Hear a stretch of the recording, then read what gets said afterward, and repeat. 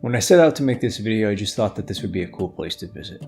I wanted to explore this abandoned tract of land where well over 400 people died under the blackness of a midnight sky. Join me as I wander the remains and tell the tale of one of the worst civil engineering disasters of all time.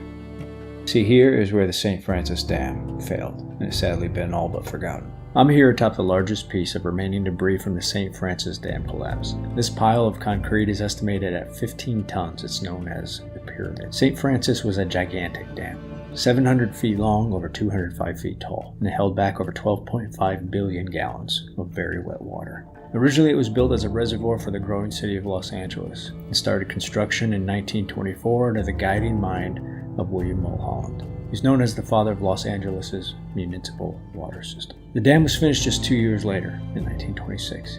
Now, the dam wasn't even 2 years old, but it was already showing signs of failure.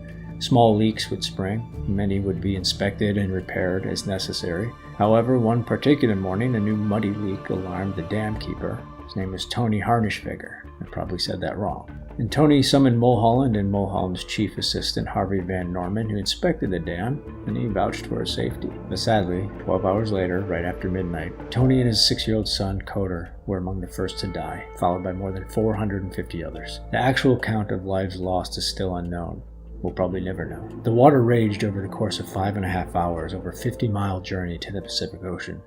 It demolished entire towns, 1,200 houses. It washed out bridges, knocked out power lines. It set the strong steel lines of the trains off course, and bodies would wash ashore as far south as San Diego. And I can only imagine what that must have been like. At a time when we feel most safe and comfortable, when we're in our homes, settling in for the night, sleeping. And I imagine many died upon impact. Many others probably suffered. And I imagine the majority of those that died and those who survived had no idea what happened. Being out here, knowing this, it's just another reminder of how lucky I am. Now, getting here to the site where the dam once stood firm is a fairly straightforward process. A quick Google search of St. Francis Dam location will light your path. There are 2 entrances, both are blockaded by cement barriers, and they both lead to abandoned roads that lead you in, each located at opposing ends of the disaster site. One is about a mile or so away from the site of the dam. I've entered through both, and both require some simple hiking to the site. But you can complicate it if you want to, just like I'm doing here, fulfilling my desire for exploration.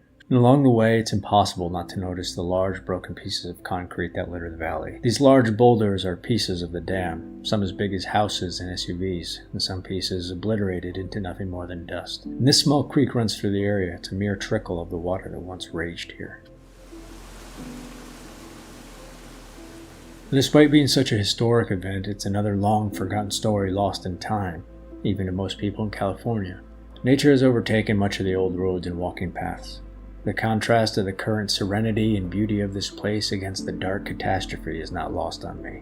Those who are here are mostly forgotten. There's a few memorials and gravestones in the area, but that's it. It's not even been 100 years, and these people's names, they live on in the ink of newspapers and the ones and zeros of digital records. It reminds me of the importance of stories. The stories, like love, they're really the only part of us that ever really lives on. I'm extremely attracted to places where nature has reclaimed its territory, where the earth reminds us that it doesn't need us. It's just the opposite. We're more akin to a virus to the planet. We often talk about saving the world, but it's not the world that needs saving. It will remain, but we may not. What caused the dam to fail? Now, at the time, there were many theories about what happened. Mulholland actually took full responsibility despite not knowing what exactly did happen. And unfortunately, he'd never know. He died before any answers came. Today, we know it was a combination of events. We also know it wasn't because of anything Mulholland did, but rather because of what he couldn't have known at the time. The complications of working with nature and building the complex structures without really understanding the terrain, how other geographical elements would affect the dam, they were beyond the limits of engineering at that time. And like all failure, and I say this with obvious respect to what happened here, it was a tremendous learning experience. The failure of St. Francis Dam led to the birth of modern civil engineering practices and assessments.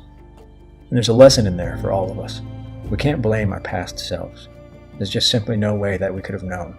We were operating with limited information, attempting to interpret this world with flawed minds that are often filled with and obstructed by our emotions and biases and selective reasoning. In other words, at any given time, if we live with honest efforts and good intentions of always doing our best, that's the best that we can do. So I want to leave here with a bit of perspective. As my good friend says, the leading cause of death is being alive. If you're watching and listening now, you're among the living. You are here. Congratulations. So let's consider the odds of your existence. The odds that you exist, or any individual, are estimated at 1 in 5.5 trillion. And with a statistic like that, it's quite obvious to me that you are meant to be here, that you matter, that your stories matter. So each morning when you wake up, as long as you have breath in your body and a thumping in your chest, you have the opportunity to create a life to remember. So thanks for hanging out with me today, and I hope to see you out in the wilds.